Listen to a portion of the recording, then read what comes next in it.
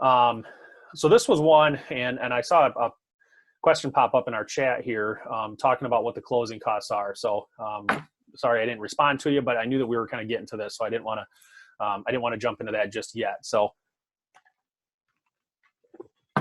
closing costs. What does it cost to buy and sell a house? So kind of broke this down here, and again, this is very generalized, but it gives you a really good idea of kind of what these steps look like. So buying a house, as far as real estate wise, your real estate agent, a buyer's agent is essentially free to you. Most agents are going to have some sort of brokerage admin fee or a transaction management fee. Ours happens to be $275. And again, that doesn't go to me, and most time it doesn't go to your agent at all. It goes to the brokerage. That's just part of the cost of carrying and handling the liability of the transaction. As a buyer, you want to perform your own home inspection. That's your opportunity to hire your own home inspector, and that becomes your cost as as you want to make sure that you've got your right home inspector, or the agent is referring you to the right home inspector for you. Title closing fee, which typically is $295, $275, $300, usually somewhere in that realm, depending on the title companies. And then as a buyer, most of your closing costs are actually going to come from your loan costs. Your application fee, there's usually a mortgage application fee, there's an appraisal fee, underwriting fee, and then you have your prepaids, and then typically a funding fee. So if you're doing, most of the time, if you're doing like a federal loan, a federally backed loan, VA, FHA, MSHDA, Michigan State Housing Development Authority. If you're doing any of those, you're going to have some sort of funding fee, which for the most part is usually about 1% of the loan value. So, and that just gets tacked on as a closing cost. So prepaids are broken down and defined as what it costs to kind of build up your escrow account. And if you're not sure what an escrow account is, I'd definitely be willing to sit down with you and kind of explain that in a little bit more detail. But basically, it's like a savings account basically for some of your housing costs, because you're going to have property taxes and you're going to have your homeowner's insurance. Typically, if you have an escrow account set up, you make a mortgage payment, and a chunk of that mortgage payment actually goes into your escrow account, and it just gets held there. So when the bill comes due for your homeowner's insurance to renew, that bill gets paid out of your escrow account.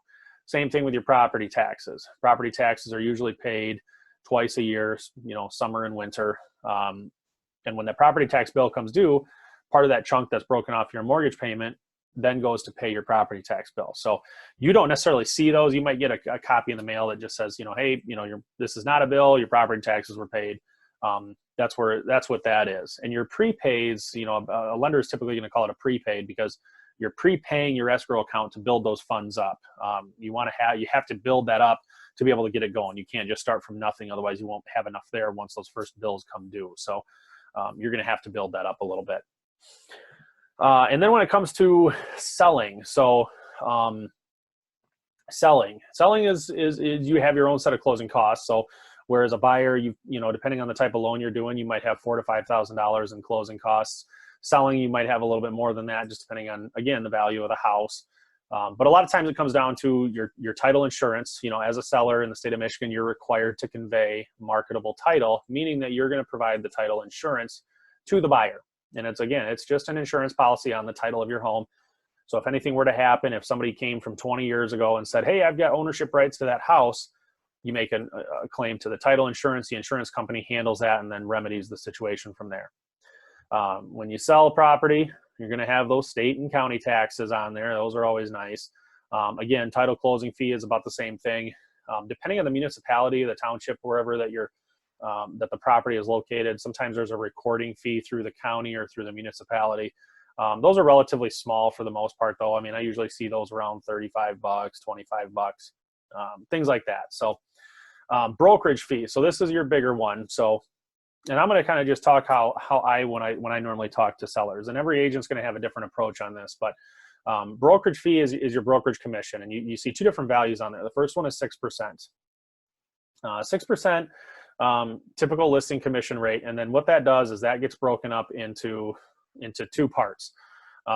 Typically 3% goes to the buyer's agent, and then 3% goes to the listing agent. So A listing agent does not typically retain all 6% of that or all of the listing commission amount. So the buyer's agent, the way that our MLS and the Realtor Association is set up is the co-op agent is basically they're expecting some sort of commission off of that because they can't charge it to the they can't charge it to the buyers. So what I do when I'm selling a house is basically I'm saying, okay, I'll offer to pay you 3% if you bring me a buyer to it. So and it promotes that nice working relationship amongst us agents to make sure that we can work on the best interest of our clients, and we can, amicably agree to terms that are beneficial for everybody. So that's kind of how that splits up. And then typically what I do is you see the 4.5% D on there. So in that instance, with what we call in the state of Michigan, dual agency, is if I have a property listed and a buyer comes to me that is not being represented by another agent, I can help them through the process. And typically what I do then is I give my seller a little bit of a break on the commission because I'm basically just helping them through the transaction, more acting as a transaction coordinator, so to speak, for that buyer. So still working with them as a full agent. But I didn't have to go out and I didn't have to, actively show this buyer all these properties. So that's why I typically do that at a reduced rate there. So brokerage and admin fee, still the same thing for us. It's $275. Well and septic if needed. So the state of Michigan will require a seller have the well and the septic inspected prior to transfer of title. Some areas there's a little gray area there. So again, depending on where you're at, that might be something that we would want to look at ahead of time to know if that's something that's going to be required or not. So, and there are certain situations where the buyer doesn't need to have it or isn't requesting to have it inspected because, maybe it's an older home and they intend on tearing down the property. They just want it for the land. I have a client right now who's buying a big chunk of property right now, and it does have an older small house on it. And he said, you know what?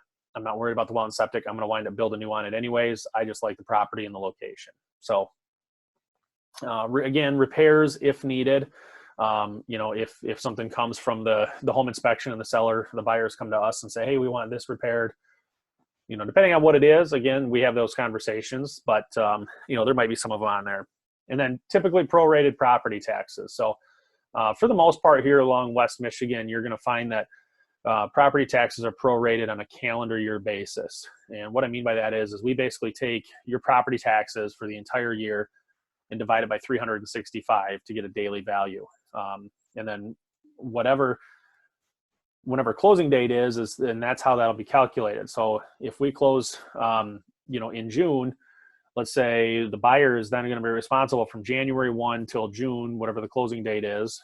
And then the seller is going to be responsible for the rest of the year. So that's how we break that up. It's typically the most fair way to do it because then the seller is not paying for property taxes when they didn't own the house and vice versa.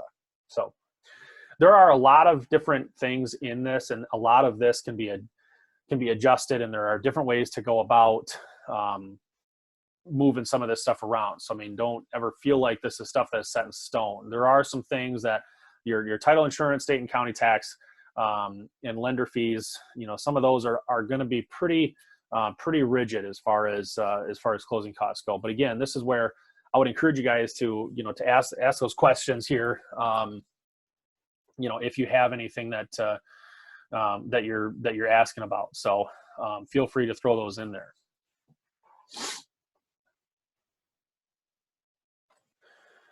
So Q&A here. Any other questions on anything? I know, let me go back to the chat here because I saw a couple of things come in there. So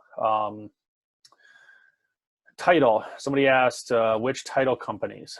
So title company is because the seller is providing title insurance, the seller ultimately has the right to choose which title company they use. Now that doesn't mean that the buyer has to use the same title company unless it's a cash transaction. If it's a cash transaction, then the title company that the seller is using is going to be the one that the buyer uses. Otherwise, if the buyer is financing it, you don't need to use the same title company. I have a great relationship with my title company that I've been using for quite some time now. So again, unless a seller specifically tells me otherwise, and they still have that choice, I offer that to them. I ask them every time. I say, hey, do you have a preference on title companies? If they've bought and sold before, they may have. And if they want to use that title company again, by all means, we can. I'm not going to tell them, no, we can use that title company. So if not, I may suggest, hey, this is who I use. I've got a great relationship with them. They tend to work well. So that's who we go with. So, no, good question on that one. So that was good. There was another question back here. So,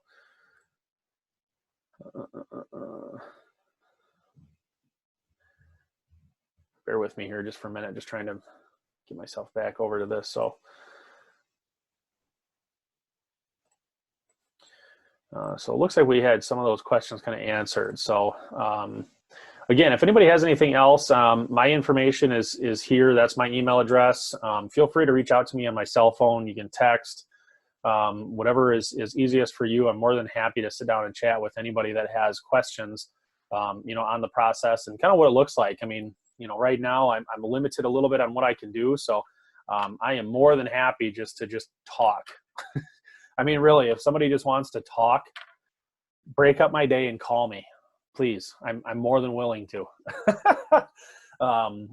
So again, I just had another question in there. So the cost of marketing. So I kind of touched on this a little bit. So I know my limitations, and I'm not a photographer. I'm not a videographer. But I have been in and out of homes. I've been involved in the housing and home improvement industry for, better than 20 years now, selling real estate for 5 years. I have a real good understanding of kind of what it should look like, how to address certain maintenance items. I have a real keen eye for picking certain things out, I can go into a home. But as far as the marketing costs go, I don't charge anything to my sellers for marketing costs. So the cost that it takes to do the photos, do the video, set up the websites, promote it, like this cost right here, that's probably maybe where that question came from, is that $184 budget. Again, that's on me. I take that cost on because that is I consider that myself an operating cost. That's just kind of part of the business. That's just the nature of the beast, so to speak, in those instances. So no, I don't charge any of those back. Follow-up question there asking if the home doesn't sell or if we have to take it off the market, do you charge that back? No, I don't. There is a line in our West Michigan regional listing agreement that states that it's what's called broker remedies. So if a seller terminates a contract prior to the end of the contract, the broker can hold them liable for marketing costs. That is in there, but for me personally, I won't do that.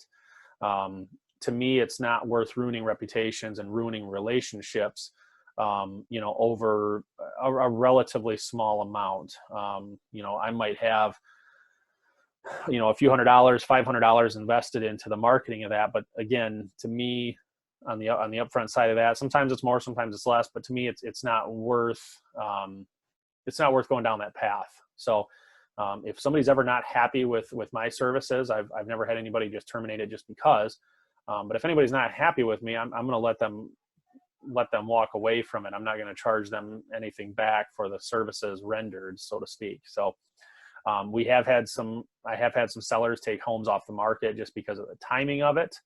We listed them late in the season, we took them down, and then restarted them the following year. So, no, good questions on there. So, and again, if anybody's got anything more, feel free to reach out to me. I know we're pushing about 50 minutes here. So if anybody wants to stick around, I'll be more than happy to stick around here for another 10 minutes. And then if you got any questions or anything that you think of after this, don't hesitate to reach out. So I did record this. So if anybody wants to view this later, I will put this up here probably tomorrow. I'll put this video back up on my Facebook page.